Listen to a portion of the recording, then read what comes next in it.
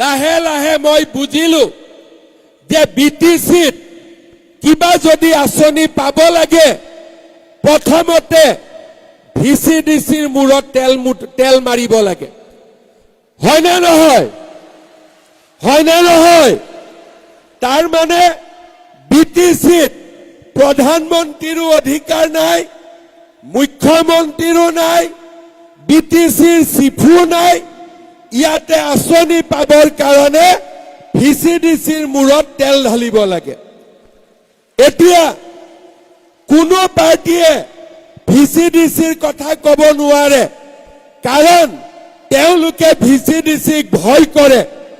কিন্তু বিজেপিয়ে ভিচিডিচিক ভয় নকৰে, আৰু সেইকাৰণে আমি এনেকুৱা ব্যৱস্থা কৰিব লাগিব যাতে অৰুণোদয় লাখপতি বাইদেউ চৰকাৰী চাকৰি বিটিচিৰ ৰাইজে ডাইৰেক্টলি পাব পাৰে, ভিচিডিচিৰ মূৰত তেল ঢালিব নালাগে।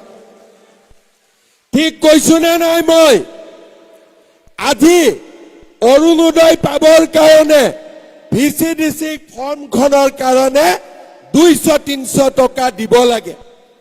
ঘৰ বনাবৰ কাৰণে প্ৰধানমন্ত্ৰীৰ ঘৰ বনাবৰ বাবে ভিচিডিচিক টকা দিব লাগে, নহলে ঘৰ নাপায়।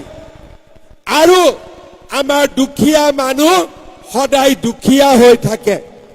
সেইকাৰণে এবাৰ যদি কোকৰাঝাৰত বিজেপিৰ চৰকাৰ আহে, এই ভিচিডিচিৰ দালালি সদায় কাৰণে বন্ধ কৰি দিয়া হ'ব। সদায় কাৰণে বন্ধ কৰি দিয়া হ'ব। কাৰণ ভিচিডিচি আমাৰ মালিক নহয়। আজি প্ৰধানমন্ত্ৰীয়ে টকা দিছে, ঘৰ বনাব, গৰীব মানুহে পাব লাগিব। আজি অৰুণোদয় টকা মই দিছো, গৰীব মানুহে পাব লাগিব। ইয়াত ভিচিডিচিৰ দালালি নচলিব। শ্ৰদ্ধা ৰাইজ, আজি বিটিচিৰ দুখীয়া মানুহখিনি চৰকাৰী আঁচনিৰ পৰা বঞ্চিত হৈ আছে। আজি আমাৰ বিটিচিৰ সকলো স্তৰৰ মানুহে অধিকাৰৰ পৰা বঞ্চিত হৈ আছে। কোনোবাৰ বোলে মাটি নাই, কাৰোবাৰ বোলে অৰুণোদয় নাই।